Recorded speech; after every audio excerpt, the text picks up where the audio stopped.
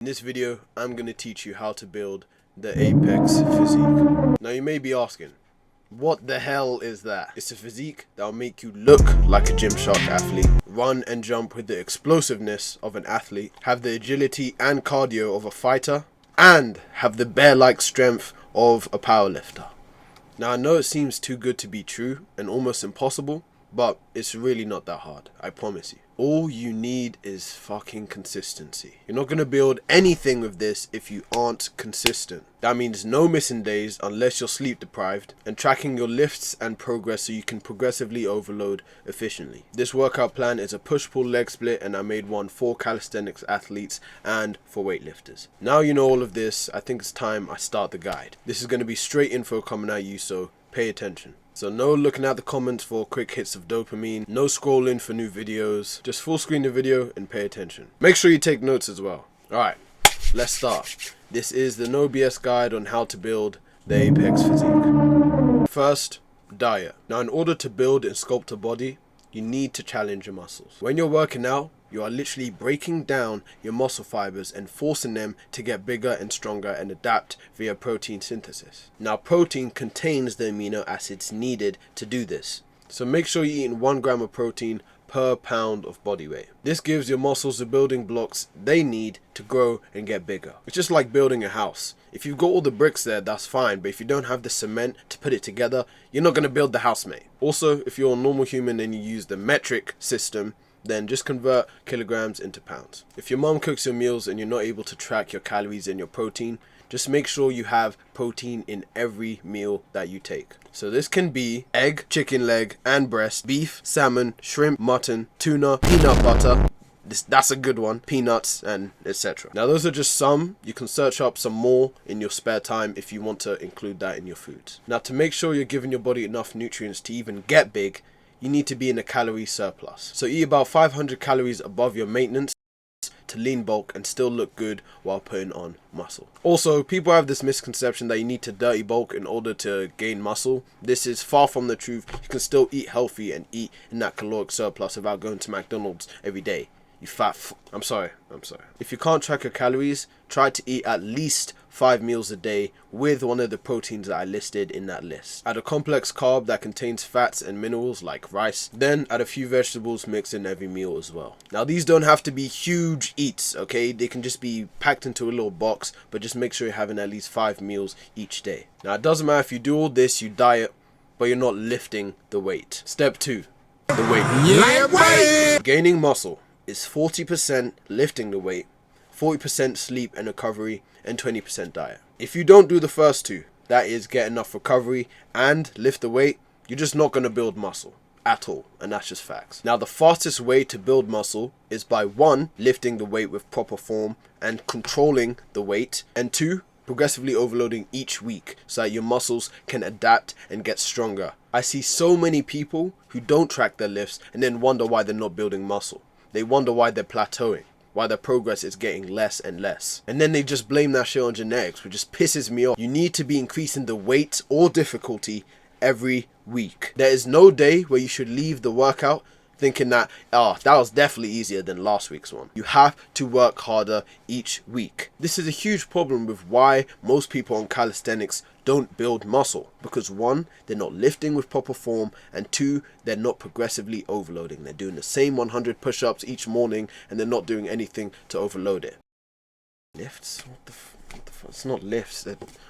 So let me give you an example on the best way to progressively overload. Say you're hitting the bench 1 week for 10 reps. The next week, you should be going for 11 reps until you hit near the maximum rep range for whatever type of workouts you're doing. So for example, if you're going for strength and you hit that rep range, so near the upper 6 limit, then what you want to do is you want to increase the weight, and then that's going to bring you down to your lower end. So for example, the rep range for hypertrophy is 8 to 15. If you're starting to hit 13, 14, 15, then it's time to increase the weight slightly. Now I'm not saying you're going to be hitting these overloads every week, but you should try to. So if you hit 10 reps 1 week and that is your max, still try to go for 11 reps the next week and the next week and the next week until you hit that 11th rep. This is progressive overload. Now onto the form. how you lift the weight. Now, as you get bigger, your progress will eventually start to slow down. And this is when how you lift the weight and how you control it and how your form is matters the most. Now, I'm not saying that you should have bad form or you shouldn't control the weight when you're first starting. I'm definitely saying to do that. But I'm just saying when you get bigger, that's going to matter the most. And that's why most people, they hit plateaus very easily. Because sure, they were building muscle when their form was horrible because of newbie gains. But then when they finally started getting bigger, and when their muscles started adapting, that's when they now have to use form. For example, the speed at which you're doing each rep. Are you controlling the weight or are you just letting it fall down? Time under tension is what builds muscle. Now, we also need to talk about mind-muscle connection, which is a very important part of building muscle. When you're lifting the weight, you need to squeeze at the contraction of each rep. This will tear the muscle fibers even more and will help you build muscle much faster. Same thing when you're at the bottom of your rep. You need to stretch the muscle, really feel the stretch. Obviously, don't do it so much that it will injure you,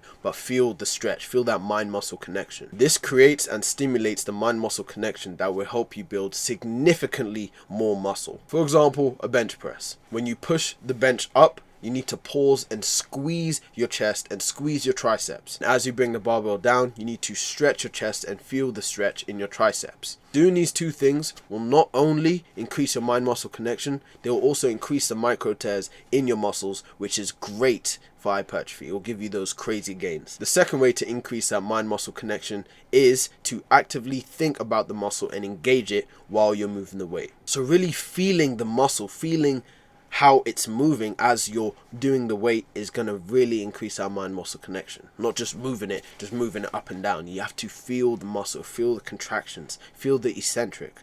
And that's what's going to make you build insane gains in muscle. So to better explain, put an object in your hand and hold it like you're about to dumbbell curl it. Then slowly feel the bicep moving it up and down. Feel the contraction and the eccentric when you're moving it down. Obviously you can't feel much, but when you do overweight, you will feel that mind-muscle connection. This enables you to recruit more of your muscle fibers, which will not only make you stronger, but you'll be able to do the lift easier and you'll be able to crank out more reps and volume. The key to do this, the key to mind-muscle connection is to move the weight with the muscle that you're targeting. If you don't feel the muscles stretch and contract of each rep, you're doing it wrong. You need to remember, it's not how much weight you move, it's how you move it. This is why ego lifting is such a huge problem.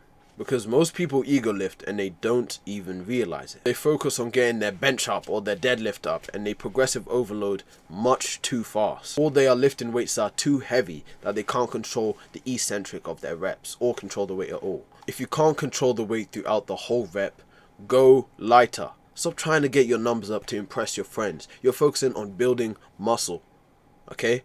Focusing on getting stronger. Also, quick tip on training till failure and to know how you've hit failure. Failure is when you What the hell?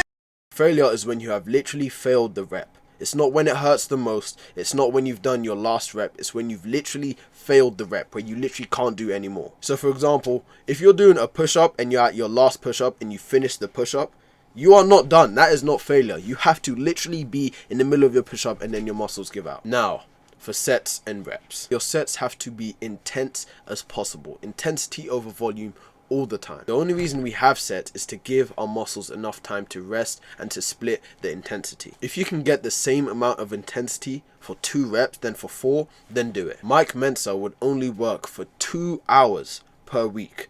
However, he was literally huge. He was named an uncrowned Olympia, and although he didn't win an Olympia, he was literally competing with Arnold at the time. Like, he was completely huge, and he only worked out for 2 hours a week. Drop setting, super setting, and pause reps are a great way to challenge your muscles and increase the intensity. Now, for rest times. If you feel like you can rest for like 10 seconds or 30 seconds and then go and do your next set, you haven't worked hard enough in your previous set. By the end of your set, you literally need to be fatigued. If you can just go and do the set again, like immediately afterwards, trust me, you haven't worked hard enough. Also, please don't make the mistake. You have to eat before you go to the gym, or don't be in a fasting state when you go to the gym.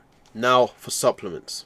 Ashwagandha, creatine, and pre-workout are the only things that work. Anything else, I don't care, is BS. I don't want to hear it. Now, with all the knowledge you need to know to gain the perfect apex body, we're going to work on the actual workout now. So what makes this workout so different? What makes this workout give you the Apex Physique? Now, what makes this Apex Physique workout so good? What makes it different? So what we're doing is we're going to be replacing leg day with plyometric exercises. I know what you're thinking. I know exactly what you're thinking. But how am I gonna build leg muscle? Won't I have thin legs or twig legs? No. Athletes like footballers and cyclists do these plyometric workouts and they have insane legs. Plyometric workouts are just as intense as real workouts, especially if you're pushing yourself to maximum effort. Now, I know what you must be thinking.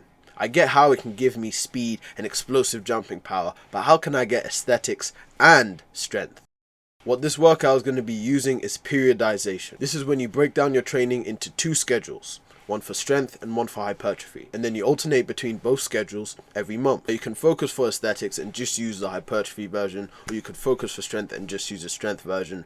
But I wouldn't advise that, because it's not going to decrease your gains if you do both, and it's not going to increase your gains if you focus on one. So you build the same amount no matter if you focused on one or use both, so you may as well use both. Now for schedule A, strength. Your rep range will be 4 to 8 reps with heavier weight with 3 to 4 sets per exercise, including a 2 to 4 minute rest. Now for schedule B, hypertrophy. You want to be going for 8 to 12 reps of moderate or lighter weight, 2 to 3 sets per exercise with a 90-second rest. Make sure with both of these that you are pushing yourself till failure, or you're within that 1 rep range of failure. Now we're going to go on to the actual workout. First, the warm-ups. This is very, very important. Please, you have to be warming up before these workouts, especially the plyometric ones. If you don't warm up, it's only a matter of time before you get injured. Sure, the first 2 weeks you might be fine. The first few months you might be fine. In fact, a year goes by and sure, you might be fine. But eventually it will catch up with you and you will gain an injury which will completely destroy your progress in the gym. So please just warm up. It only takes like 10 minutes, bruv. Now all of these exercises are going to be for 30 seconds each. So first we have neck circles, next we have shoulder rotations, then we have arm circles, then we have arm circles in the opposite direction, then we have elbow circles, we have wrist rotations, we have hip rotations, we have body circles, we have the inner thigh and oblique, lower back and hamstrings, the lounge tap, the side static lunge, the front static lunge, we have the squat cross arms, the standing crunch, butterflies, and then jumping jacks. Now that we're done with the warm-up, it's time to move on to the actual workout. Now if you skipped all the way here and you get confused, I've already listed the rep ranges from before in the video, and I've already listed the amount of time you should be resting, all of that stuff. So just go back in the video if you haven't watched it. So first for the push. First we have the incline dumbbell press. Why not the bench? Well, the reason why is that most people's lower chest is overdeveloped, which basically makes it look like they have breasts. It's also one of the easiest muscles to train and develop, so you'll be fine. Just focus on the upper chest for now. Upper chest also makes your entire chest look more rounded, and it is just better, trust me, superior. Next is cable flies on a decline to target the upper chest as well. Next is a French press with the bench on an incline. This reduces pressure on the elbows and reduces the risk of tendonitis. Next is tricep extensions, because they're absolutely goated. After that, of course, we got the lateral raises to build them bolder shoulder delts. Make sure your form is perfect on these and you're controlling the eccentric of the weight all the way down. This should be a given for all exercises anyways. Next is Egyptian raises. We're mainly trying to target the middle of the delts, as the front delt is one of the most overtrained parts of a bodybuilder's body. And the rear delt will be trained on our pull days, so don't worry about that either. Now, for the pull day, we have the best back exercise starting with the pull-up. Yes, if you can't do pull-ups yet, do assisted pull-ups, or just do negatives if you want a push. I'm just joking, use assisted pull-ups, they're very good. Please. Next we got our T-bar row, because it's amazing and it works on the rear delts and the back. Make sure to squeeze at the contraction of each rep and to stretch at the eccentric of each rep. But again, you should be doing this for every exercise. Next we have the seated dumbbell curl to stretch that bicep for them gains. Next we have preacher curls. Please don't go too heavy on these and make sure you warm up or your biceps might go splat. That's what I'm gonna say. Don't be scared to go all the way down. The only reason that guy in the video messed up his biceps is because he was going too heavy, so always go all the way down on preacher curls. Don't be a pussy. Now for abs. Yes, we're doing abs. No slacking on the abs, boys. Abs are also a muscle and they will become significantly bigger if you work them out. They'll also pop out even more when you're bulking and are essential to combat sports and power in your punches in general. Most people's lower abdominals are very underdeveloped. It's normally their top ones that are the most developed. So we're going to be doing decline sit-ups to really build that lower abdominal. Next, we're going to be doing leg raises to also do this as well. If you can't do leg raises, tuck your legs in and use your knees only. If leg raises are too easy or getting too easy, you can then progress to dragonflies. Only do this when you've spammed enough leg raises, by the way. Now, for our first plyometrics leg day. If you haven't listened to me for the warm-up for the normal workouts, please listen now. Like, you will literally injure yourself because we're using maximum output on our muscles. If your muscles aren't warmed up, if there's no blood in them, then they're cold. They're like ice. It's just gonna snap. Also, for your rests for plyometrics, you want them to be quite long, as you need to be putting maximum power in the next set. So don't be resting like 90 seconds. Rest at least 3 or 4 minutes, or until you fully recuperate for the next set. Now for this one, we're gonna be focusing on vert. It will increase your explosiveness and your vert to crazy lengths, so be prepared. Now to progressively overload, you just need to be putting in maximum effort on each set, and you will start to see gains. Now, first exercise.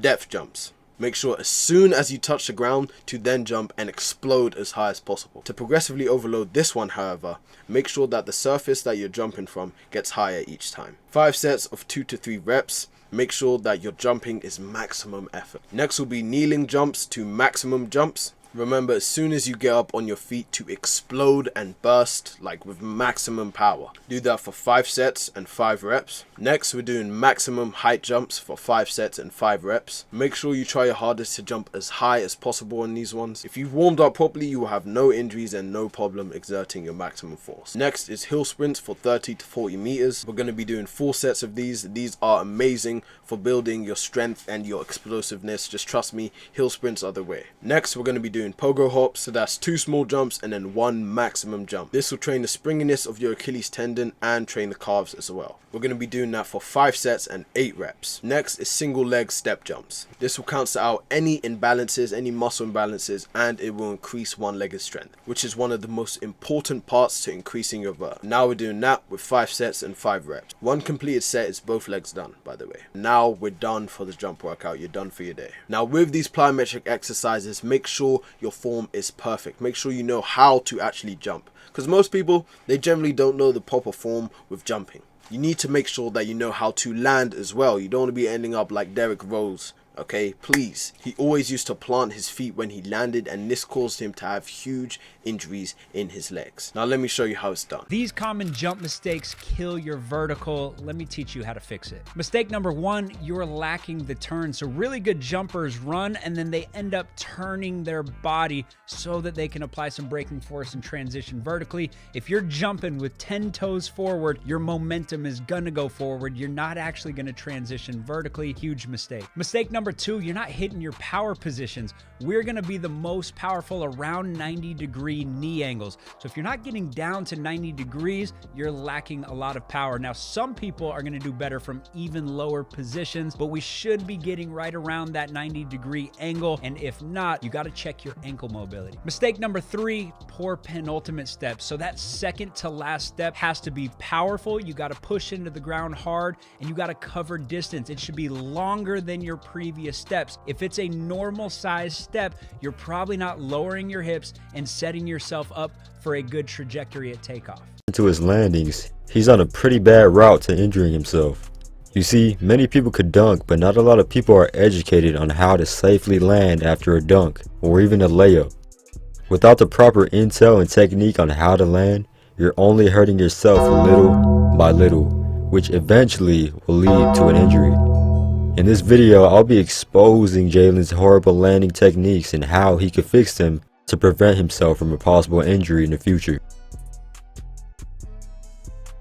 I'll first go over a few details on landing. No matter jumping off of 1 foot or both feet, our explosion from taking off will be used by these muscles: our calves, hamstrings, and our glutes. And it'll be the same 3 muscle groups that we'll use as we land after a dunk and layup. There are 3 types of landings that a player can use. You have the regular slight squat position,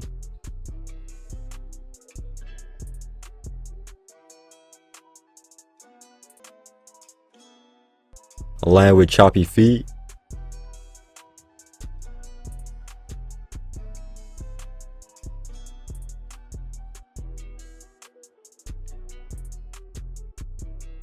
ball should be landing onto the ground softly and silent. So if I were to walk out of the gym, I shouldn't hear a loud thump whenever I'm outside. If you ever witnessed by sight or sound with the player landing loudly on the ground, that player is not landing correctly, similar to Jalen. Now watch Jalen. The dunks are dope, but peep his landings. You don't even need the audio to determine if he's landing wrong due to his body position. You could tell that his knees at times are over his toes, his chest at times is leaned over, which is a huge no-no. When landing, your upper body shouldn't have much movement no matter what layup or dunk you perform. You'll only see a player's chest moving so much like a floaty whenever they're unbalanced, which will bring me to my next point, and that's his leg kick. Watch how he kicks his leg in the air after this flush. By kicking your leg up into the air, you're only putting yourself in an unbalanced position, which will lead to you landing on only one foot, which will absorb all of the impact once you touch down.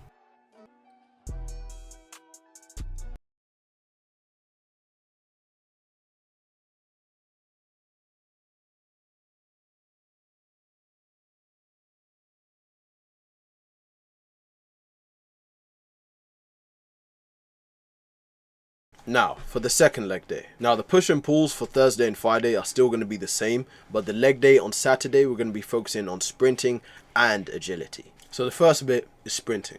We're going to start off with wall sprints for 5 sets of 30 seconds.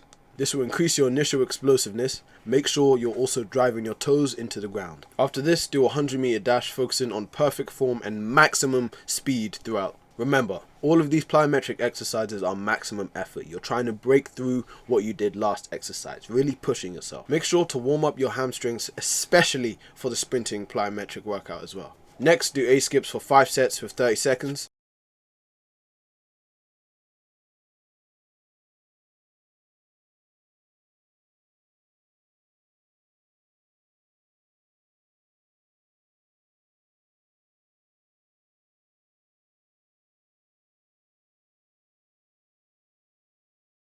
And then we're done for the sprinting side. Now we're moving on to agility.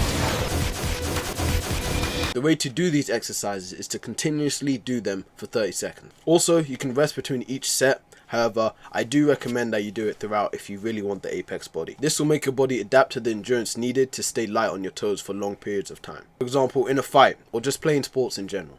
First, we're going to start with side-to-side touchdowns. Make sure you're at a side-to-side angle, almost 180 degrees from your last touchdown. On this next one, needle your feet and then move them outwards. Make sure you're focusing on using and keeping the tension in your lower body. Next, move on to some full stance switches. Don't twist at the waist. Make sure your body stays whole and compact. Keep your elbows tucked inside to make sure you're isolating those leg and calf muscles. Next, you want to do these. I'm not quite sure of the name of this exercise, but it will increase one-legged explosiveness, stopping and starting, and agility in general. Then next, go for a 10-minute light jog. Make sure you're at a pace where you can talk to someone while doing the jog, but your heartbeat is above baseline. Now for the rest day. This is the most important part of attaining the apex physique. If you're not doing this, you won't be recovering in time for the next week due to the intense amount of plyometrics and the strain on your body. And you won't be able to reap the benefits of being completely flexible and mobile if you don't do this rest day properly. And also, the other benefit of being flexible and mobile is you're going to be able to hit all the different sorts of positions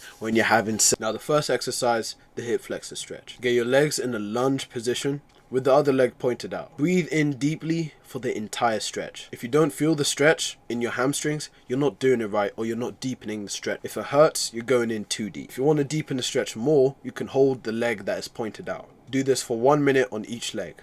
Next, we're doing elephant walks. If you can't touch the ground, that's fine. You can just hover your hands above the ground. Keep your hands low enough to where you can feel the stretch in your hamstring. Then alternate each leg. Do this 1 minute for each leg, and then the last 10 seconds use both legs and stretch them. Next is a pancake stretch.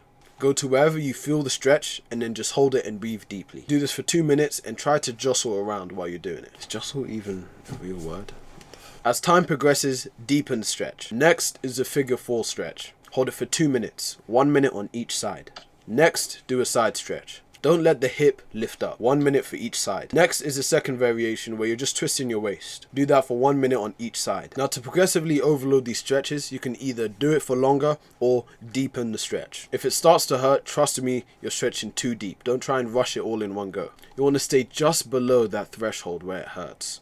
Now, for the calisthenics workout, what you man have all been waiting for. The main reason why people don't build nearly as much muscle from calisthenics is purely because of their form. Form is so important in calisthenics that if your form is trash, you just won't build muscle. Also, progressively overloading is much harder with calisthenics too. So I'm going to be giving you harder variation and ways to make it harder. Remember, it's still weightlifting principles as well. Feel that mind-muscle connection. Control the eccentric of your rep, which is just the downward portion of your rep. Alright, let's get it. Push day. Going to start with decline push-ups to build that upper chest. Again, in calisthenics athletes, their lower chest is significantly more developed as the push-ups that they do. Next is a pike push-up again to work on the upper chest and the back. Remember, always control the eccentric of your rep. The rep ranges are the same as the weightlifting version, so your last rep should be at least 1 rep away from failure or failure. Next is a diamond push-up to target the triceps more. Next, we're going to be working on dips for triceps again and for the lower chest.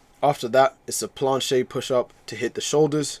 And then next, we have the archer push-up. To progress these, either add weight or do them slower. You can even add pause reps as well, or you can superset it. Another way is to also add explosive push-ups or clap push-ups. Now to make it easier, of course, you can always go on your knees, pause. For now though, with progressive overload, I want you to put a backpack on and then put like a 1 kilogram book on it. But now though, I recommend with progressive overload for you to just put a backpack on and then put some books inside. And then increase how many books you put in each week. A sizable book, by the way, like 1 kilogram or something like that. Obviously, not all books weigh a kilo. You can put multiple books to add up to a kilo. Look, you know what I mean, man. By the way, if you don't have equipment for any of these, I know you got a public park near you. Don't be afraid to do your calisthenics on there, even if you're first starting out. All you need is a pull-up bar and some dips. It's nothing crazy. Now, for the pull day, we're going to be doing pull-ups once again.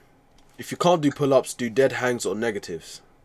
Next, you want to be doing chin-ups to work out the biceps. Same thing with the chin-ups. If you can't do them properly, then just do dead hangs, etc, etc. After that, we have the body row or the inverted row to work the other part of the bicep and to work out the back. Now, we're going to be moving on to the core movements, which is a big staple in calisthenics. If you want to be able to do the calisthenics movements like the muscle up, the planche, like you're going to need a good core. We're going to start with the hanging knee raise. Again, if you can't do this one, you just tuck your legs in and use your knees instead. Make sure your back is straight and always remember control the reps. Next, we have seated pike lifts. If you want to increase the difficulty, then move your hands closer to your legs and your toes. And if you want to decrease the difficulty, move your hands closer to your hips. And that is all you need to obtain the apex physique.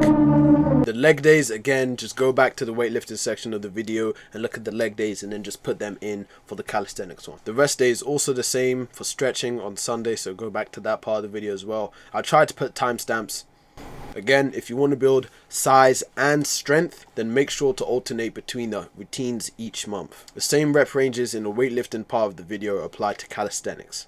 Now, if you don't want to go back, I'll just summarize it quickly. For the hypertrophy part, you want to have 8 to 12 reps with a moderate and lighter weight. And for the strength portion, you want to be going for 4 to 8 reps with heavier weight. The rest times are 90 seconds for the hypertrophy one and 2 to 3 minutes for the strength one. Now, if you listen to everything I said in this video, you will build the perfect physique. Yes, for all my brothers in the Discord watching this, I finally delivered on the video. Yes, I know it took long. Apologies. If you want to join the Discord, we have about 45 spots left. Once we get to 100, I'm completely closing off the Discord for a while as I really want to build this brotherhood and I really want to keep this community closed. If you want to join, just shoot me a message on Instagram. My Instagram will be in the description below. I'll probably open it up in a few months, but I really want to keep it closed and maintain that community for now. But yeah, that's the end of the video and I'm out. Peace.